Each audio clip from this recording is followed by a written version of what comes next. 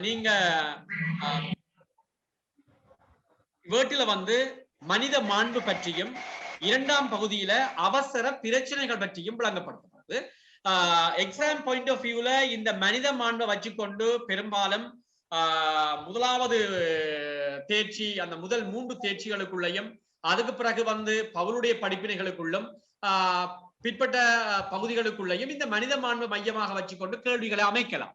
உங்களுக்கு தெரியும் இயேசுவினுடைய காலத்துல வாழ்ந்த ஜூத மக்களுடைய நிலைப்பாடு எப்படி இருந்தது, அங்கே மனித மாண்பு பேணப்பட்டதா, மனித மாண்புக்கு முக்கியத்துவம் கொடுக்கப்பட்டதா, அவர்கள் மனித மாண்புக்கு மேலாக சட்டத்திற்கு முக்கியத்துவம் கொடுத்தார்கள். அதை இயேசு எவ்வாறு மாற்றி அமைத்தார், பவுல் எவ்வாறு அந்த மனித மாண்பு விடயங்களை தன்னுடைய திருச்சபை மூலமாக மக்களுக்கு வெளிப்படுத்தினார், எவ்வாறு திருச்சபை அந்த மனித மாண்புக்கு முக்கியத்துவம் கொடுத்து அதை இன்றைக்கு வெளிப்படுத்தி கொண்டு வருகிறது. இதை நீங்கள் ஆழமாக சிந்தித்தால் மனப்பாங்க கேள்விக்கு இலகுவாக விடை எழுதி கொள்ள முடியும். ஆகவே இந்த பகுதியை நாங்கள் பார்க்க வேண்டும் என்று சொன்னால் நீங்கள் எல்லாரும் எந்த பிரவுன் கலர் புக் வச்சிருப்பீங்க, அதாவது வந்து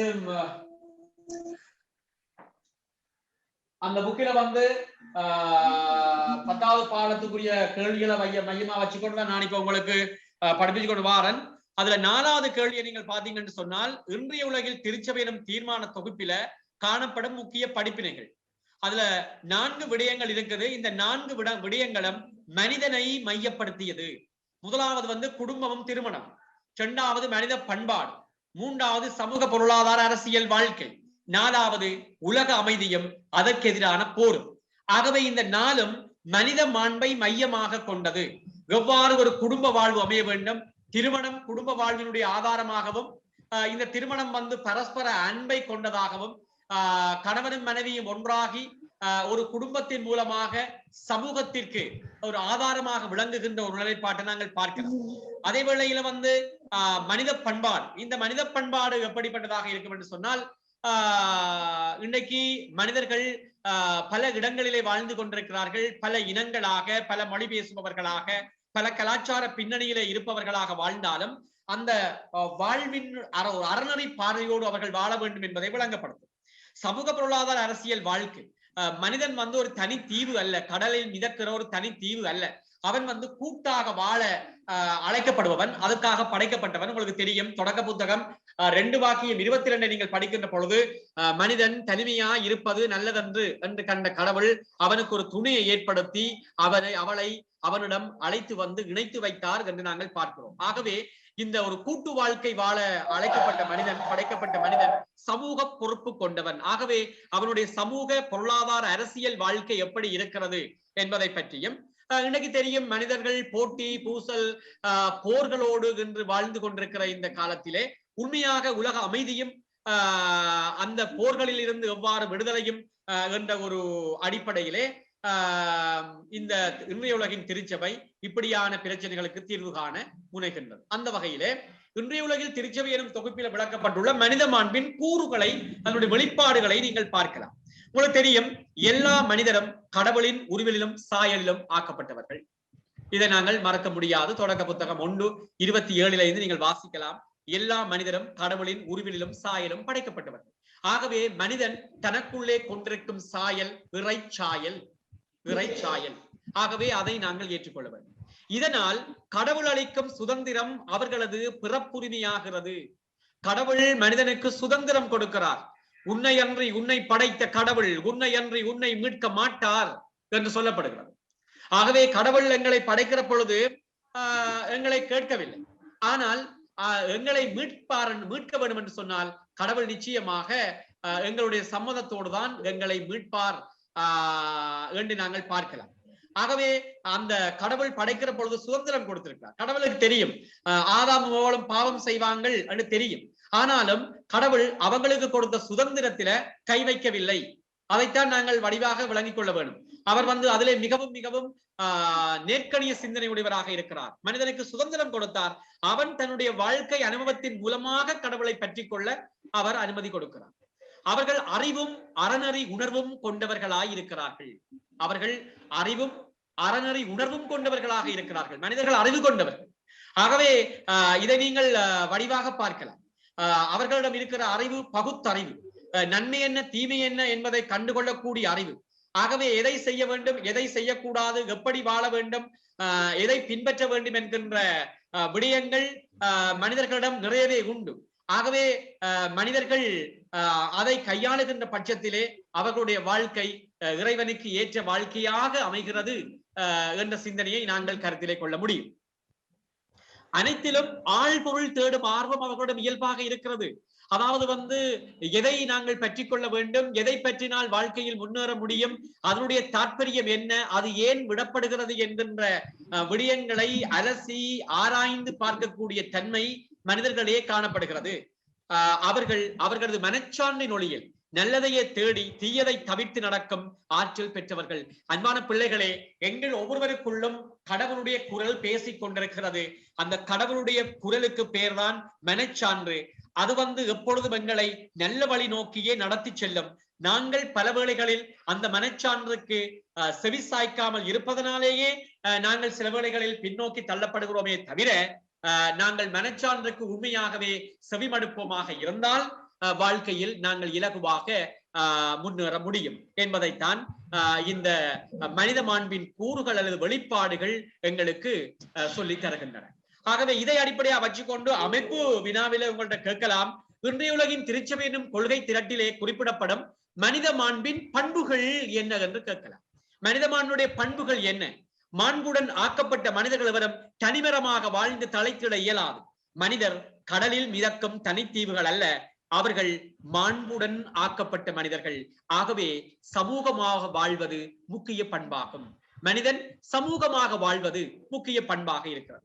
அடுத்தது மனிதன் சமூக பண்பில் இருந்து அவர்கள் சமத்துவமாக வாழும் தன்மை பிறக்கிறது. மனித உரிமை அதைத்தான் சொல்லுகிறது. மனிதர்கள் அனைவரும் சமமாக இருக்கிறார்கள். கடவுளால் படைக்கப்பட்ட மனிதர்கள் அனைவரும் சமமாகவே இருக்கிறார்கள். ஆனால் இன்று மனிதர்கள் சமமாக பார்க்கப்படுவது இல்லை. அது பல விடயங்களை அடிப்படையாக கொண்டு நாங்கள் பார்க்கலாம். மனிதர் சமத்துவமாக வாழ்வது இயல்பு என்பதால் பின்வருமை பேணப்பட வேண்டும். அதாவது ஒன்று, மனித மாண்பில் இருந்து மனித அடிப்படை உரிமைகள் தோன்றுவதால் அவை பேணி பாதுகாக்கப்பட வேண்டும். பால், இனம், நிறம், சமூக நிலை, மொழி, சமயம் ஆகியவை காரணமாக காட்டப்படும் எந்த பாகுபாடும் வெறுத்து ஒதுக்கப்பட வேண்டியதாகும். ஆகவே இதை நீங்கள் ஒவ்வொருவரும் அன்பான பிள்ளைகளே கருத்தில் கொள்ள வேண்டும். இந்த கேள்வியை பாருங்கள். இன்றைய உலகில் திருச்சபை எனும் கொள்கை திரட்டிலே குறிப்பிடப்படும் மனித மாண்பின் பண்புகள். உங்களுக்கு தெரியும், நான் இப்ப மிக விரைவாக உங்களுக்கு மாடல் பேப்பர்கள் போட தொடங்குவன். இந்த குரூப் எப்ப நீங்கள் பார்த்து கொண்டிருங்க. போன முறை கேள்வி பேப்பர்ல சற்று மாற்றம் வந்தது. இனிமேல் அந்த மாற்றங்கள் ஒன்றும் வராது. அது சரியான முறையில தீர்மானம் பரிட்சத்திரங்களால் எடுக்கப்பட்டிருக்குது. இப்படித்தான் இன்னைக்கு ஒவ்வொரு பேப்பரும் அமையும் என்ற ஒரு திடகாத்திரமான முடிவுக்கு அவங்க வந்திருக்கிறாங்க. ஆகவே இந்த அமைப்பு வினாவை பொறுத்தளவில் உங்களுக்கு தெரியும், முதல் 4 கேள்விகள் ஒரு வினாவில வரும். 2 மார்க்ஸுக்கு, 4 மார்க்ஸுக்கு, 6 மார்க்ஸுக்கு, 8 மார்க்ஸுக்கு. இந்த 6 மார்க்ஸுக்கு 8 மார்க்ஸுக்கும் வர கேள்விகளை நீங்கள் சாதாரணமான அமைப்பு வினா கேள்விகள் போல விடை எழுதிவிட முடியாது. அவற்றை சற்று நீங்கள் விளக்க வேண்டும், கலந்தாலோசித்து விடையளிக்க வேண்டும். ஆகவே அது எப்படி அமையும் என்பதனை நான் உங்களுக்கு விளங்கப்படுத்துவேன். நீங்கள் சில வேளைகளில் நான் படிப்பிச்சு கொண்டிருக்கக்குள்ள நீங்கள் ஏதாவது கேட்க வேண்டும் என்று சொன்னால் நீங்க அன்மியூட் பண்ணி போட்டு நீங்கள் என்னிடம் கேட்கலாம். ஏதாவது பிரச்சனைகள் இருக்குமா இருந்தால் நான் உங்கள்ட்ட கேட்பேன். குறிப்பிட்ட நேரத்துக்கு பிறகு இதுக்குள்ள நீங்கள் ஏதாவது கேட்க வேணுமான்னு சொன்னால் நீங்கள் கேட்டுக்கொள்ளலாம். மற்றது இன்றைக்கு முதல் கிளாஸ் என்றபடினால நான் கொஞ்சம் ஃபாஸ்டா போறேன். சில விஷயங்களை உங்களுக்கு சொல்லி முடிக்கிறதுக்காக வேண்டி இன்றைக்கு இந்த கிளாஸ் முடிய உங்களோட சில கலந்தாலோசிச்சு போட்டு அதுக்கு பிறகு நாங்கள் சரியான முறையில போய்கொண்டிருப்போம். ஏன்னா இன்றைக்கு திடீரென்று இவ்வளவு பேர் சேர்வாங்கன்னு நான் எதிர்பார்க்கல. கணவர் வெயிட்டிங்ல இருக்கிறாங்க. ஆனால் அவங்களுக்காக வேண்டி 11:30க்கு திரும்பவும் இந்த கிளாஸ் இருக்கும் என்றதை உங்களோட ஃப்ரெண்ட்ஸுக்கும் நீங்கள் சொல்லிக் கொள்ளலாம். பிள்ளைகளே, அடுத்த கேள்வி ஒன்றை குறிச்சு வச்சுக்கொள்ளுங்க. இந்த கேள்வி ஒரு மனப்பாங்க கேள்விக்கு வரக்கூடிய கேள்வி. கிறிஸ்தவ மாணவர் என்ற வகையில மனித மாண்பை பேண நீர் முன்வைத்து செயற்படுத்தக்கூடிய ஆலோசனைகளை விளக்குக. அதாவது கிறிஸ்தவ மாணவர் என்ற வகையில மனித மாண்பை பேண நீர் முன்வைத்து செயற்படுத்தக்கூடிய உம்முடைய ஆலோசனைகள் அல்லது செயற்பாடுகள் என்று கூட கேட்கலாம்.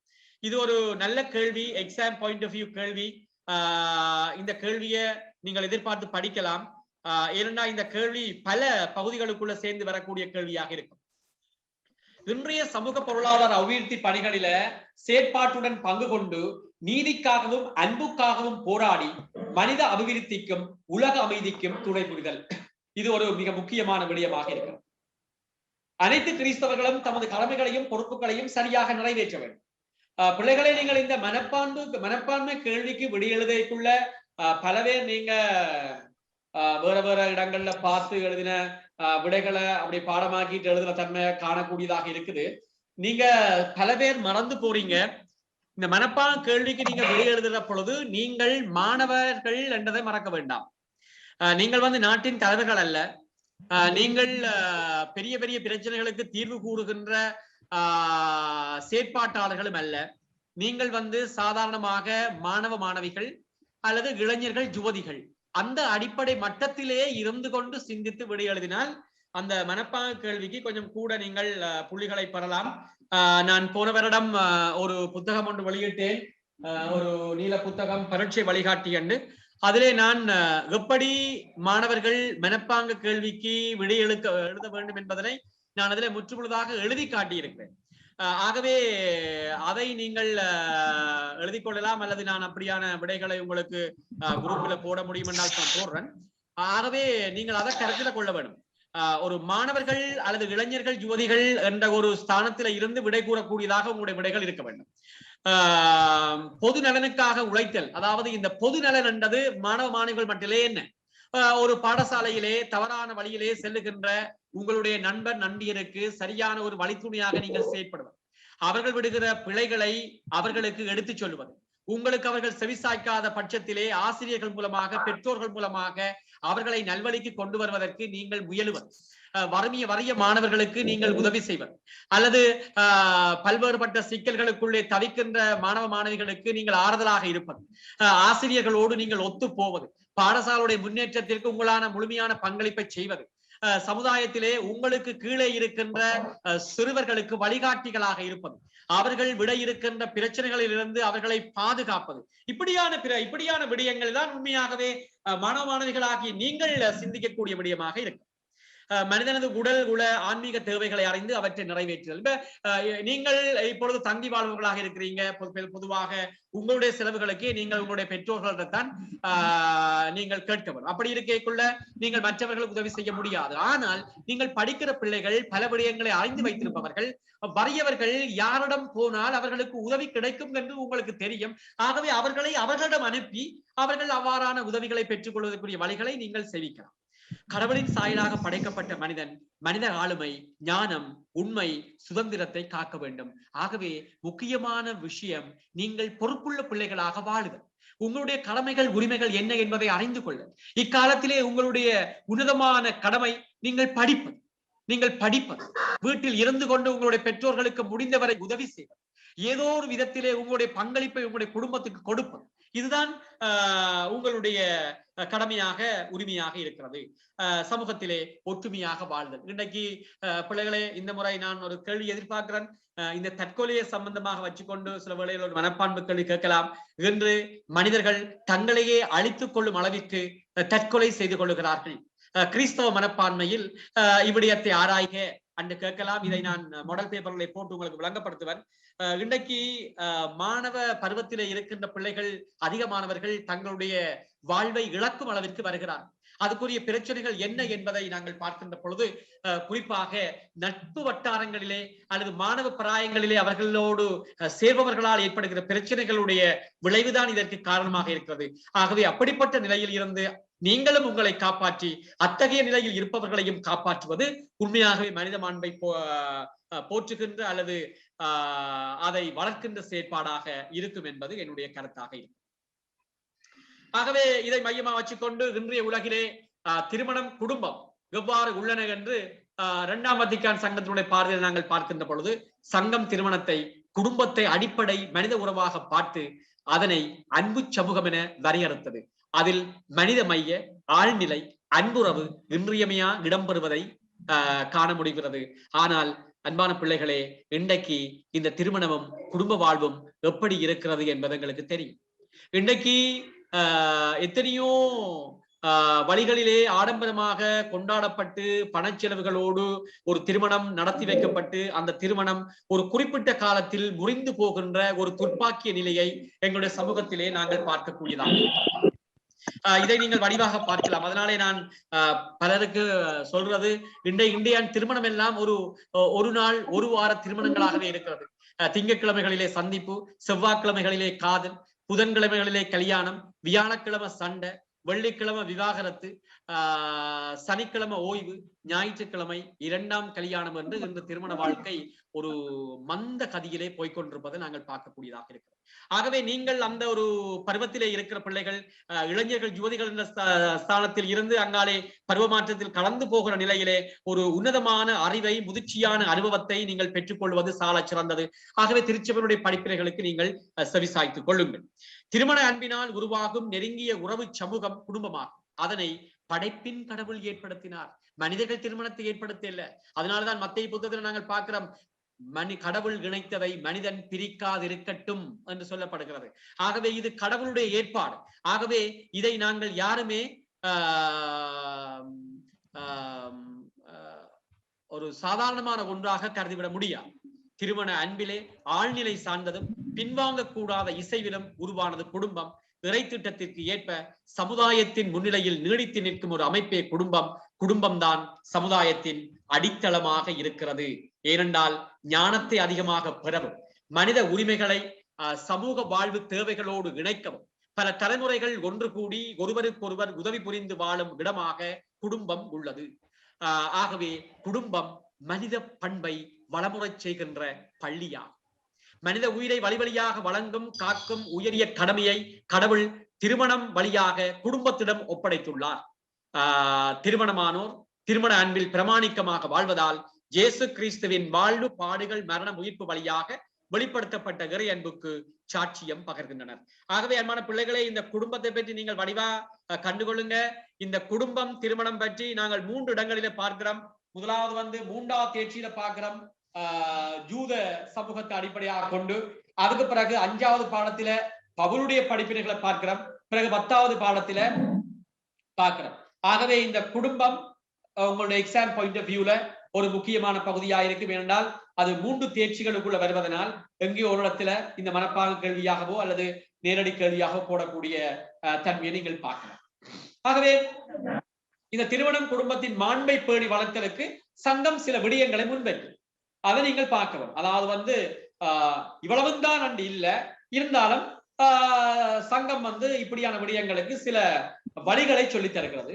முதலாவது திருமணம் குடும்பத்தின் தூய தன்மையை பேணுதல். அதைத்தான் நாங்கள் எங்களுடைய ஆன்மீக நிலையிலே பார்க்கிறோம். ஒரு பிரமாணிக்கமான வாழ்க்கை அது முன்னெடுக்கப்பட வேண்டும்.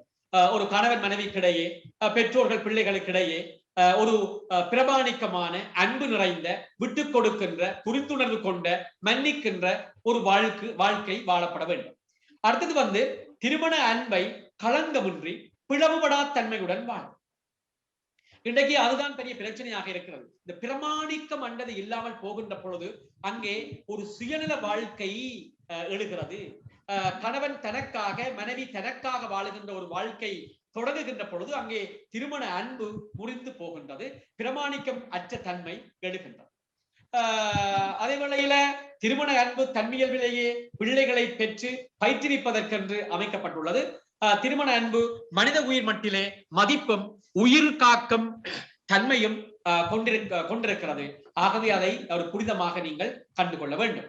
திருமணத்தையும் குடும்பத்தையும் பேணி வளர்த்தல் யாவருக்கும் உரிய கடமையாகும். ஆகவே பிள்ளைகளே, இதை நீங்கள் மிகவும் மிகவும் கவனமாக படித்துக் கொள்ளுங்கள். ஒரு விடயத்தை இந்த இடத்துல நான் குறிப்பிடுறேன். முதலாவது பகுதி வினா இருக்குது, அது 50 வினாக்கள். அந்த 50 வினாக்களிலே 48 வினாக்கள் உங்களுடைய பாடத்திட்டத்திலிருந்து நேரடியாகவும், ஒரு கேள்வி ஒரு பொது கேள்வியாகவும், ஒரு கேள்வி உங்களுடைய மனப்பாங்கை வைத்துக் கொண்டும் கேட்பது வழக்கம். ஆகவே இந்த முதலாவது பகுதியை நீங்கள் பலர் 50க்கு 45க்கு மேல பெரிய குறைவு. அப்படி எடுக்கிறவர்கள் உங்களுடைய பெறுபேற்றை நல்லா உயர்த்தி கொள்ள முடியும். ஆகவே அதுக்காக வேண்டி நான் இன்று தொடக்கம் உங்களுக்கு கேள்வி பேப்பர்ல குரூப்ல போட வலிக்கிறேன். ஏற்கனவே அதை போட்டிருக்கிறேன் நினைக்கிறேன். கிட்டத்தட்ட நீங்கள் இந்த வருடம் எக்ஸாமுக்கு போவதற்கு முதல் ஒரு 2000 கேள்வி நீங்கள் செய்தீங்கன்னு சொன்னால் நீங்கள் இலகுவாக உங்களுடைய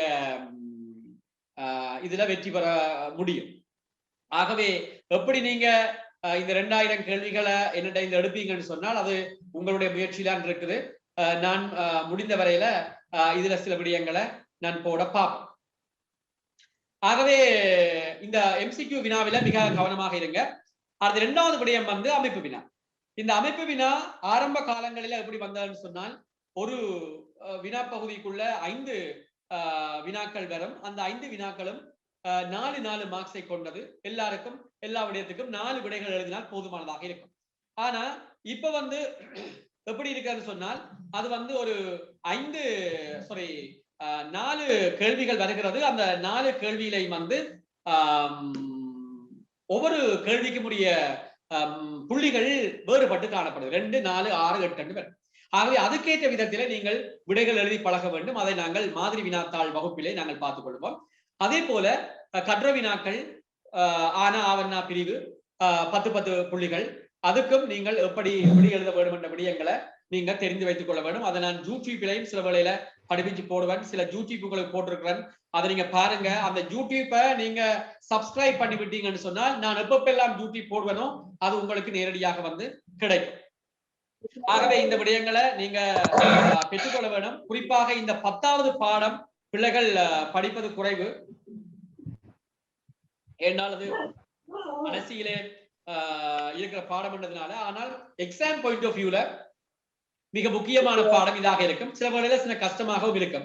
நீங்க இந்த பாடம் விளங்க இல்லைன்னு சொன்னால் திருப்பவும் இதை நான் இன்னும் இலகுவாக விளங்கப்படுத்தலாம். நீங்கள் சிலபஸ் எல்லாம் ஸ்கூல்ல முடிச்சிருக்கிறீங்க. இது ஒரு உங்களுக்கு எடுத்துக்காட்டு என்ற ஒரு அடிப்படையில் தான் நான் இந்த வகுப்பை இப்ப கொண்டு போறேன். இந்த வகுப்பு முடிய நீங்கள் உங்களுடைய கமெண்ட்ஸை சொல்லலாம். அதுக்கு பிறகு அதுக்கேற்ற மாதிரி நாங்கள் மாற்றுவோம். ஆகவே இப்ப திரும்பவும் நாங்கள் எங்களுடைய பகுதிக்குள்ள வருகிற பொழுது சங்கத்தின் பார்வையில் பண்பாடு பற்றிய முக்கியமான விடயங்கள். பிள்ளைகளை இதை முதலாவது தேர்ச்சியோட நீங்க இணைத்து பார்க்கலாம். பண்பாடு என்றால் என்ன என்ற பகுதியை நீங்க படிச்சிருப்பீங்க முதலாவது பாடத்துல. அதே வேளையில அப்ப வந்து பண்பாடு ஒரு சமூகத்தை அடிப்படையாக கொண்டது. அதே வேளையில 2ஆம் வத்திக்கான் சங்கம் வந்து அந்த பண்பாடு எப்படி பாக்குது என்ற விடயத்தை நீங்க வடிவாக அறிஞ்சு கொள்ள வேண்டும். ஒரு காலம் இருந்தது திருச்சபையில வத்திக்கான் சங்கத்துக்கு முதல் 2வது வத்திக்கான் சங்கத்துக்கு முதல் there is no salvation outside of the church. அதாவது திருச்சபைக்கு வெளியே மீட்பு இல்லை என்ற ஒரு நிலைதான் காணப்பட்டது. ஆகவே திருச்சபையை பின்பற்றுகின்றவர்கள் அனைவரும் திருச்சபை பண்பாட்டை பின்பற்ற வேண்டும். அதாவது லத்தீன் மொழியிலே திருப்பலியும் லத்தீன் திருச்சபை அமைப்புக்கேற்ப வழிபாட்டு முறைகளும் காணப்பட்டது. ஆனால் 2ஆம் வத்திக்கான் சங்கத்துக்கு பிறகு திருச்சபை ஒரு கொள்கையை வெளியிட்டது. திருச்சபைக்கு வெளியேயும் மீட்பு உண்டு. there is salvation even outside of the church. அதாவது திருச்சபைக்கு வெளியேயும் மீட்பு உண்டு. ஆகவே திருச்சபை ஒரு மனிதனுடைய சமூக பண்பாட்டை அவனுடைய மொழி கலாச்சாரத்தை மதித்து அதன் மூலமாக கிறிஸ்துவை அறிவிக்க வேண்டும் என்கின்ற ஒரு கோட்பாடு திருச்சபையிலே கொண்டு வரப்பட்டது. ஆகவே 2ஆம் வத்திக்கான் சங்கத்தினுடைய பண்பாடு பற்றிய விடயம் மிகவும் அற்புதமானது. அதனால்தான் நாங்கள் இன்றைக்கு எங்களுடைய தமிழ் மொழியிலே திருப்பலிகளை காணக்கூடியதாகவும் எங்களுடைய தமிழ் கலாச்சார பண்பாட்டுக்கு ஏற்ற விதத்திலே எங்களுடைய வழிபாட்டு கொண்டாட்டங்களை நடத்தக்கூடியதாகவும் இருப்பதை நாங்கள் பார்க்கலாம். ஆகவே இதை நாங்கள் ஆழமாக பார்க்கின்ற பொழுது பண்பாட்டை உருவாக்கி வளர்த்தவர்கள் மனிதர்கள் என்பதனால் பண்பாடு மீறவியலா தன்மையுடையது. ஒவ்வொருவருடைய பண்பாட்டை நாங்கள் மதிக்க வேண்டும். அது ஒவ்வொருவருடைய பண்பாடுகளும் மாறுபட்டு காணப்படலாம். ஆனால் அந்த பண்பாடு மனித வாழ்வின் முன்னேற்றத்தை மையமாக கொண்டது என்பதை நாங்கள் ஒவ்வொருவரும் ஏற்றுக்கொள்ள வேண்டும். பண்பாடு வளர்ச்சி அடைய நியாயமான சுதந்திரமும் தன்னுரிமையுடன் செயல்படும் வாய்ப்பும் தேவைப்படுகிறது. ஆகவே பண்பாட்டு வாழ்க்கையை வளர்க்க ஏதுவான சூழ்நிலைகளையும் உதவிகளையும் பொது அதிகாரிகள் உருவாக்கி கொடுக்க வேண்டும். பண்பாடு தனக்குரிய குறுக்கோளில் இருந்து பிறழ்ந்து அரசியல் பொருளாதார ஆதிக்கத்திற்கு அடிமை ஆக்கப்படாதிருக்க கவனமா பார்த்துக் கொள்ள வேண்டும். அன்பானவர்களை, சில வேளைகளில் தங்களுடைய சுயலாபம் கருதி சில பேர் ஒரு பண்பாட்டை தன்மையப்படுத்தக்கூடும். ஆகவே அந்த விடயங்களில் இருந்து மிகவும் கவனமாக பண்பாட்டை நாங்கள் பாதுகாத்துக் கொள்ள வேண்டும். பண்பாடு என்பது மனித ஆளின் முழு நிறைவுக்கும் சமூகத்தினுடைய நன்மைக்கும் மனித சமுதாயம் அனைத்தினுடைய நலனுக்கும் பணிபுரிவதாக இருக்க வேண்டும். அதற்கு மனித உள்ளம் பண்படுத்தப்பட வேண்டும். இந்த கூற்று மிக முக்கியமானது. நாங்கள் பல விடயங்களிலே எங்களை பண்படுத்திக் கொள்ள வேண்டும். அப்பொழுதுதான் பண்பாடு சரியான முறையிலே பாதுகாக்கப்படும், வாழப்படும். விழிப்புணர்வு கொள்ளல், உள்ளூர அறிதல், ஆழ்ந்து தியானித்தல், சொந்தமாக மதிப்பீடு செய்தல், சமய உணர்வு, அறநெறி உணர்வு, சமூக உணர்வு ஆகியவற்றை வளர்த்தல் போன்றவற்றை ஊக்குவிக்க மனித மனத்தை பண்படுத்த வேண்டும். முழுமையான மனித பண்பாட்டுக்கான கல்வி முறை வளர்க்கப்பட்டு ஊக்குவிக்கப்பட வேண்டும். நிலப்பகுதிகளின் பண்புகளுக்கு ஏற்ப இக்கால மக்களுக்கு பொருத்தமான புது கலைப்பாணிகளை திருச்சபை ஏற்றுக்கொள்ள வேண்டும். ஆகவே இதை நீங்கள் விளங்கிக் கொள்வதோடு கிறிஸ்தவ மக்கள் தம் காலத்தில் வாழும் பிற மனிதரோடு நெருங்கி ஒன்றித்து வாழ வேண்டும். பண்பாட்டின் வழியாய் அவர்கள் வெளிப்படுத்துகின்ற சிந்தனை முறைகளை, உணர்வு பாணிகளையும் புரிந்து கொள்ள முயல வேண்டும். புதிய அறிவியல்கள், கொள்கைகள், மிக அண்மை கால கண்டுபிடிப்புகள் ஆகியவை உணர்ந்து கொள்ள அறிவு வளர்ச்சியை கிறிஸ்தவ அறநெறியோடும் கிறிஸ்தவ படிப்பினையோடும் இணைந்திட நம்பிக்கை கொண்டோர் முயல வேண்டும். இவ்வாறு மனித பண்பாட்டை கிறிஸ்தவத்தோடு இசைவுற இணைக்க வழி செய்ய வேண்டும் என்று வத்திக்கான் சங்கம் சொல்லுகிறது. ஆகவே இதை நீங்கள் மிகவும் மிகவும் கவனமாக பார்த்து எடுத்துக்கொள்ள வேண்டும். ஆகவே இந்த நேரத்தில் நீங்கள் இப்ப நாங்கள் ஒரு முக்கியமான முதல் பகுதியை முடித்திருக்கிறோம். அந்த கடைசி அந்த திருமணத்தின் அந்த இதுகள் இருக்குல்ல, பேணி வளர்த்தல், சங்க முக்கியம், ஓகே, குடும்ப திருமணம் குடும்பத்தினுடைய தூய தன்மையை பேண வேணும். அது மிக முக்கியம். பாருங்க, அதாவது திருமணத்தினுடைய நோக்கம் என்ன? அன்பை பரிமாறுதலும் குழந்தைகளை பெற்றெடுத்தலும், அதனுடைய பண்பு ஒருமை, கட்டவிழாமை. ஆகவே ஒருத்தனுக்கு ஒருத்தி, ஆனா அந்த அந்த ஒருத்தனுக்கு ஒருத்தியின் நிலைப்பாடு சாகும் வரை அவர்கள் ஒன்றித்திருத்தல். ஆகவே இதுதான் பிரமாணிக்கம். ஒருவருக்கு ஒருவர் உண்மையாக வாழ்தல், புரிந்துணர்வு கொள்ளல், தட்டி கொடுத்தல், மன்னித்து நடத்தல், ஏதாவது மனத்தாங்கள் ஏற்பட்டால் மன்னித்து மறந்து போதல். இதுதான் திருமணத்தினுடைய தூய தன்மை. அதாவது கமிட்மெண்ட், அர்ப்பணம். திருமண வாழ்வு என்பது உண்மையாகவே ஒரு அர்ப்பண வாழ்வு. ஆகவே அந்த தூய்மையை தன்மையை பேண வேணும். அடுத்தது அன்பை கள்ளங்கமின்றி பிளவுபடா தன்மையுடன் வாழ்தல். நீங்க பல வேளைகள்ல பாருங்க, இன்னைக்கு குடும்பத்துக்குள்ள பிரச்சனை வருது. என்ன காரணம் என்றா, ஒரு அங்க பார்க்க போனா ஒரு சின்ன காரணமா தான் இருக்கும். ஆனால் ஒரு பிரச்சனை ஏற்படுகின்ற பொழுது யாரும், அதாவது கணவனோ மனைவியோ மனம் விட்டு பேசுற இல்ல, அதை தங்களோட உள்ளத்துக்கு வச்சிருந்து ஒரு பிரச்சனை ஏற்படுகின்ற பொழுது எல்லாத்தையும் வெளிப்படையாக சொல்லுவது. அப்படி சொல்லுகின்ற பொழுது இரண்டு சாராருக்குள்ளேயும் ஒரு மாறுபட்ட தன்மை ஏற்படுகிற பொழுது இந்த திருமண வாழ்வு முறிவடைந்து போகிறது. காரணம் என்னன்னு சொன்னால், அங்கே அவர்கள் புரிந்துணர்வு இல்ல, விட்டு கொடுப்பு இல்ல, மன்னித்து மறக்கிற தன்மை இல்லை. அடுத்து திருமண அன்பு மனித உயிர் மட்டில் மதிப்பும் உயிரை காக்கும் கடமையையும் கொண்டது. அதாவது நான் ஏற்கனவே சொன்னேன், இது ஒரு கமிட்மெண்ட், அர்ப்பணம், தியாகம். ஆகவே ஒருவருக்காக வாழ்தல், தனக்காக வாழ்றது இல்ல, சுயநலத்துக்காக வாழ்றதல்ல. மாறாக கணவன் மனைவிக்காக, மனைவி கணவனுக்காக, பிள்ளைகள் பெற்றோருக்காக, பெற்றோர்கள் பிள்ளைகளுக்காக வாழுகின்ற ஒரு தியாக வாழ்வுதான் இந்த குடும்பம், திருமணம். அவை திருமணத்தையும் குடும்பத்தையும் பேணி வளர்த்தல் யாவருக்கும் உரிய கடமையாகும். எங்களுடைய குடும்பங்களை நாங்கள் பேணி பாதுகாக்க வேண்டும். அதே போல எங்களோடு வாழுகின்ற ஏனைய குடும்பங்களுக்கும் நாங்கள் ஒரு மாதிரியான வாழ்வை காட்ட வேண்டும். அதுதான் இந்த திருமணம் குடும்பத்தினுடைய மாண்பை பேணி வளர்த்தலுக்கு சங்கம் முன்வைக்கும் முக்கிய படிப்பினையாகும். விளங்குதா? ஓகே, இப்ப நாங்க அடுத்த விஷயத்துக்கு வருவோம். 2ஆம் வத்திக்கான் சங்கத்தின் படிப்பினைகளின் அடிப்படையில அமைதியின் இயல்பு பற்றி விளக்குறது. அமைதி என்றா என்ன? அமைதி என்றால் நீதியால் விளைவது என்று ஏசாயா புத்தகத்திலே சொல்லப்பட்டிருக்கு. அமைதி என்றால் நீதியால் விளைவது.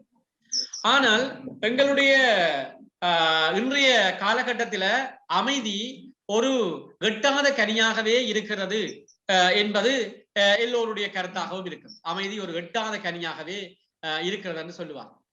அமைதி என்றால் பேச்சளவிலே பேசலாம், ஆனால் நிஜ வாழ்க்கையிலே அது அடையப்பட்டது ஒன்றாக இல்லை என்று சொல்லுவாங்க. அமைதியானது அன்பின் கனியாக இருக்கிறது. அன்போ நீதியால் எதை வழங்க முடியாதோ அதையும் விஞ்சி விடுகிறது என்று சொல்லப்படும். இப்ப உதாரணமாக இத நீங்க இன்னும் விளங்கிக் கொள்ள வேண்டும் என்று சொன்னால், நற்செய்தியில ஒரு உவமை ஒன்று வருகிறது. ஒரு ஒரு திராட்சை தோட்டத்து உரிமையாளர் காலை 9 மணிக்கு வெளியே வாரார். கொஞ்சம் பேர் வேலை தேடி வாராங்க. அவங்களோட ஒரு உடன்படிக்கை செய்யறார். இந்த முழுவதும் நீங்க வேலை செய்தீங்கன்னா உங்களுக்கு 1 தெனாரியம் காசு நான் தருவேன். ரைட். அவங்க அந்த தோட்டத்துக்கு போறாங்க, வேலை செய்யறாங்க. பிறகு ஒரு 12 மணி போல திரும்பி வாரார், கொஞ்சம் பேர் இருக்கிறாங்க, அவங்களையும் தோட்டத்துக்கு அனுப்புறார். பின்னர் 3 மணிக்கு வாரார், கொஞ்சம் பேர் இருக்கிறாங்க, அவங்களையும் அனுப்புறார். கடைசியில வேலை முடிய போகுது, 1 மணித்தியாலம் தான் இருக்குது, 5 மணிக்கு வெளியில வாரார், கொஞ்சம் பேர் வேலை இல்லாம தத்தளிச்சு கொண்டிருக்கிறாங்க, அவங்களே அனுப்புறார். இப்ப வேலை முடிஞ்சது 6 மணிக்கு கூலி கொடுக்க போறார். 5 மணிக்கு தோட்டத்துக்கு வந்தவங்க 1 மணித்தியாலம் தான் வேலை செய்தாங்க, அவங்களுக்கு 1 தெனாரியம் கொடுத்தார். அப்ப இந்த 9 மணிக்கு வந்தவங்க யோசிச்சாங்க, எங்களுக்கு நிறைய கிடைக்க போகுது, ஏன்னா நாங்க நாள் முழுக்க வேலை செய்தோமே. ஆனா அவங்களுக்கும் 1 தான் கொடுத்தார். அப்ப அவங்க கேட்டாங்க, இந்த 5 மணிக்கு வந்து 6 மணிக்கு வேலை முடிச்ச ஆக்களுக்கும் 1 தெனாரியம் தான் கொடுக்குறீங்க, 9 மணிக்கு வேலைக்கு வந்த எங்களுக்கும் 1 தெனாரியம் தான் தாரே சரியான்னு கேட்டாங்க. அதற்கு அந்த திராட்சை தோட்ட உரிமையாளர் சொன்னார், நான் உங்களோட என்ன பேசினேன், இந்த நாள் முழுக்க வேலை செய்தா 1 தெனாரியம், ஆகவே நீங்க நாள் முழுக்க வேலை செய்தீங்க, நான் உங்களோட பேசினபடி இந்த 1 தெனாரியம் தந்து விட்டேன். அதுதான் பிள்ளைகளே நீதியின் அடிப்படையில செயல்படும். அவர் பேசுற மாதிரியே கொடுத்தார், அது பிள்ளையே இல்லை. ஆனால் இந்த 5 மணிக்கு வேலைக்கு வந்தாங்க, 6 மணி போறாங்க, அவங்களுக்கு ஏன் 1 தெனாரியம் கொடுத்தாருன்னு சொன்னால் அங்கதான் அன்பு வேலை செய்யுது. ஏனென்றா அவர் யோசிக்கிறார், இவங்க 2 முழுக்க வேலை செய்யல, இன்றைக்கு இவங்க ஏதாவது கூலிய கொண்டு போனாதான் அவங்களுடைய மனைவி பிள்ளைகளுக்கு உணவு கிடைக்கும். ஆகவே அவங்களுக்கு நீதியின் அடிப்படையில இல்ல, அன்பினால பரிவினால 1 தெனாரியத்தை கொடுக்கிறார். ஆகவே இந்த நீதியை அன்பு விஞ்சிவிடும். நீதி வந்து ஒப்பந்தத்தின் அடிப்படையில் நடைபெறுகிற ஒன்று, அன்பு வந்து மனித மாண்பின் அடிப்படையில நடைபெறுகிற ஒரு விஷயமாக இருக்கும். ஆகவே அமைதியானது அன்பின் கனியாக இருக்கிறது. அன்போ நீதியால் எதை வழங்க முடியாதோ அதையும் விஞ்சி விடுகிறது. மனித சமுதாயத்திற்கு அடித்தளம் அமைத்தவரான கடவுள் அச்சமுதாயத்தில ஒரு ஒழுங்குமுறையையும் பொறித்து வைத்திருக்கிறார். இந்த ஒழுங்குமுறையின் முதிர்ந்த கனியாக பிறப்பதுதான் அமைதி. இந்த அமைதியைத்தான் எங்களுடைய கிறிஸ்தவ மனப்பான்மையில உள்ளார்ந்த அமைதி என்று சொல்லுவார்கள். அதாவது இன்னும் பீஸ் என்று பேசுவார். ஆகவே ஒரு அமைதியான முறையில உள்ளார்ந்த அமைதியில ஆண்டவனோடு நாங்கள் ஒன்றிக்கின்ற ஒரு நிலை, ஒரு எங்கள் வாழ்க்கையில முதிர்ச்சியை காண எங்களுக்கு வழி சமைக்கும் என்று சொல்லுவார். ஆகவே இந்த ஒழுங்குமுறை நீதியை என்றும் அதிக நிறைவாக நாடி தேடுகின்ற மனிதர்களால் செயல்படுத்த வேண்டிய ஒன்றாக இருக்கிறது. ஆகவே மனித இனத்தின் பொதுநிலை அடிப்படையாக கொண்டிருந்தால் மட்டுமே அமைதியை ஏற்படுத்துவது நிலையான சட்டத்தால் நிர்ணயிக்கப்படுவது என அறியலாம். ஆகவே அமைதி என்பது உறுதியாக அடைந்து விட்ட ஒன்றாக ஒருபோதும் இருப்பதில்லை. நாங்க ஏதோ ஒரு இடத்துல அமைதியை நாங்கள் கண்டுகொள்கிற பொழுது அங்கால ஏதோ ஒரு குழப்பம் உருவாகும், ஏதோ ஒரு பிரச்சனை உருவாகும். ஆகவே அமைதி உறுதியாக அடைந்து விட்ட ஒன்றாக அல்ல, அதை நாங்கள் எங்களுடைய வாழ்க்கையிலே உணர்வதாகத்தான் இருக்கும். அமைதியை நாங்கள் ஒரு பொருளாக கையாள முடியாது, அது வந்து எங்களுடைய வாழ்க்கையில உணர்ந்து கொள்ள அனுபவிக்கத்தான் முடியும் என்கின்ற சிந்தனையை நீங்கள் எல்லாரும் கொண்டிருக்க வேண்டும். ஆகவே வத்திக்கான் இதைத்தான் இந்த இடத்திலே உங்களுக்கு விளங்கப்படும். ஆகவே அதுக்காக வேண்டி சில வழிமுறைகள் தரப்படுகிற திருச்சபையாளர். அமைதி ஒற்றுமை நிலவ பின்பற்ற வேண்டிய வழிமுறைகள் என்ன? ஒன்று, மனித உள்ளம் வலுவற்றதாகவும் பாவத்தால் புண்பட்டதாகவும் இருப்பதால ஒவ்வொருவரும் தத்தம் உணர்ச்சி போக்குகளை கட்டுப்படுத்த வேண்டும். இதுக்கு நீங்கள் தொடக்க புத்தகத்துல காயினையும் ஆபேலையும் எடுக்கலாம் பிள்ளைகளே. பாருங்க, காயின் முற்று முழுதாக தன்னுடைய உணர்ச்சி போக்குகள் தன்னை கையாள விட்டு விட்டார். பொறாமை குடிகொள்ளுகிறது, கோபம் உருவாகிறது, வன்மம் ஏற்படுகிறது. ஆகவே ஆபேலை கொலை செய்தான். ஆகவே இந்த மனித உள்ளம் வலுவற்றதாகவும் பாவத்தால் புண்பட்டதாகவும் இருப்பதனால ஒவ்வொருவரும் அந்த உணர்ச்சி போக்க கட்டுப்படுத்த வேண்டும். அமைதியும் ஒற்றுமையும் நிலவ வேண்டும் என்றால் முக்கியமானது அது கையாளப்பட வேண்டும். இரண்டாவது, சட்டமுறையான ஆட்சியாளர்கள் விழிப்பாக இருக்க வேண்டும். உங்களுக்கு தெரியும், சமூகத்தில பல சட்டங்கள் இருக்குது, சில வழிமுறைகள் இருக்குது, சில படிமானங்கள் இருக்குது, அவை சரியாக கையாளப்பட வேண்டும்.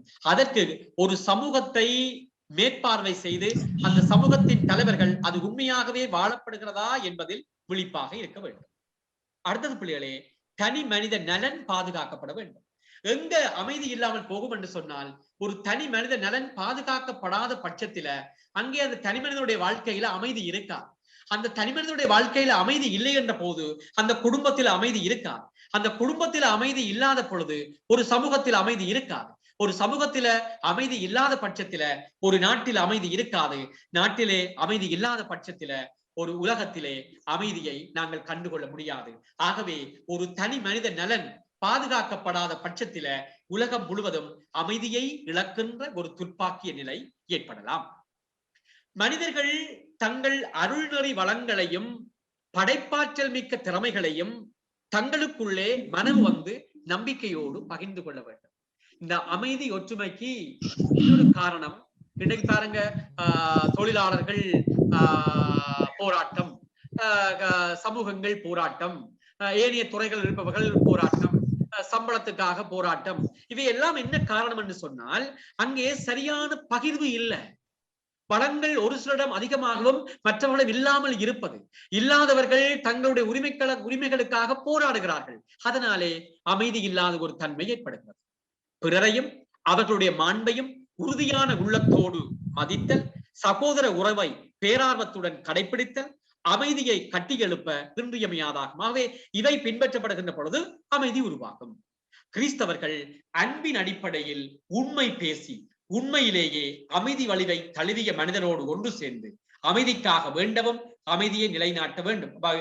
இயேசு சொன்னார், நான் உங்களுக்கு தருகின்ற அமைதி உலகம் தருகின்ற அமைதி அல்ல என்று சொன்னார். ஆகவே அந்த அமைதியை நாங்கள் எங்களுக்குள்ளே உணர்ந்து கொண்டு அந்த உண்மையான அமைதியை மற்றவர்களும் கண்டுகொள்ள அதற்காக உழைப்பதுதான் ஒரு கிறிஸ்தவனுடைய கடமையாக இருக்கிறது. பறிபோன உரிமைகளை நிலைநாட்டுவதற்காக செயல்படும் போது வன்முறை செயல்களை ஒதுக்கிவிட்டு வலுவற்ற நிலையில் உள்ளோருக்கு கைகூடுமான பாதுகாப்பு வழிகளை பயன்படுத்த வேண்டும். நாங்கள் உரிமைகளுக்காக போராட வேண்டும், எங்களுடையதை பெற்றுக்கொள்ள வேண்டும். ஆனால் அதற்கு வன்முறை வழி அல்ல. ஆகவே அகிம்சை வழியிலே, அன்பு வழியிலே, உண்மை வழியிலே, நீதியான வழியிலே அவற்றை அணுகுகின்ற பொழுது அமைதியை நாங்கள் பாதுகாக்க முடியும், ஏற்படுத்த முடியும். சமூகத்தினுடைய உரிமைகளையும் கடமைகளையும் தீங்குக்கு உட்படுத்தாது பாதுகாத்துக் கொள்ள வேண்டும். இது உண்மையாகவே அமைதியை ஏற்படுத்தக்கூடிய வழிகளாக இருக்கும். ஓகே, அப்படி விளங்குதா இதை? இப்ப ஆக நான் நினைக்கிறேன் உங்களுக்கு இந்த பாடம் விளங்கி இருக்கும். அப்ப இப்படியே நாங்க இப்ப நான் கடைசி 2 கேள்வியும் சரியான சிலவா தான் விளங்கப்படுத்தினான். அதே மாதிரி நாங்க தொடர்ந்து போவோம். Thank you, Father.